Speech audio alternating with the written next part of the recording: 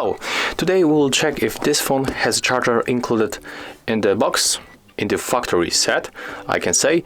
As you know, some brands do not include chargers, so you have to buy them separately, and we'll check how it is in the case, in this company, in the OnePlus company, in the OnePlus Nord 2 5G smartphone. So let's quickly open it. I'm gonna put the phone here. As you can see, there's the OnePlus Nord 2. There's no any scam, so we don't have to be afraid of that. And yes, as you can see in the phone, in the box, we can find the 65-watt warp charge. So yeah, that's cool. And also we can find the signature cable, the red cable with USB-C that you can plug in this place in the OnePlus Nord 2. So that's all. If you find this video helpful, remember to leave a like, comment, and of course subscribe to our channel.